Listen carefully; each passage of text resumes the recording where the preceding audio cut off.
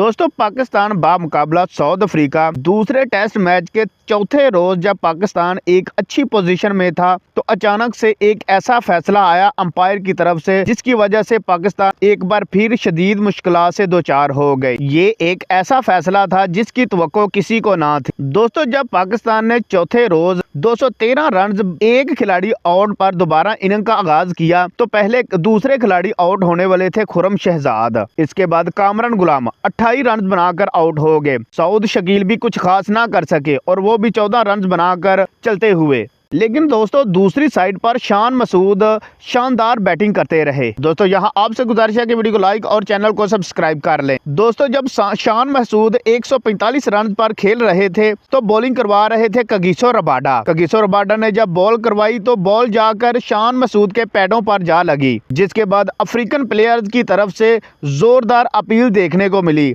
लेकिन field umpire ने out देने से इनकार कर दिया। जिसके बाद साउथ अफ्रीका के कप्तान टिम्बा बवूम्बा ने रिव्यू ले लिया। दोस्तों साफ दिखाई दे रहा था कि बॉल आउट स्विंग होने के बाद विकेटों को छोड़ती हुई जा रही है, लेकिन जब थर्ड अंपायर ने रीप्ले में दिखाया तो वो बॉल अचानक से इन स्विंग होने लगी और सीधी जाकर विकेटों को लगी, जिसके बाद थर्ड अंपायर ने शान मसूद को आउट दे दिया। दोस्तों इस फैसले के बाद शान मसूद बार बार थर्ड अंपायर की तरफ इशारा करके कह रहे थे कि ये सरासर ज्यादती है, ये नॉट आउट है, आप ये आउट कैसे दे सकते हैं। लेकिन ग्राउंड में मौजूद अंपायर ने कहा कि आप चले जाएं, आपको थर्ड अंपायर ने आउट दे दिया। दोस्तों शान मसूद ड्रेसिंग रूम में भी जाकर चुप ना रहे और साथी खिलाड़ियों को बार बार कहते रहे कि ये नॉट आउट है, मुझे गलत आउट दिया गया है।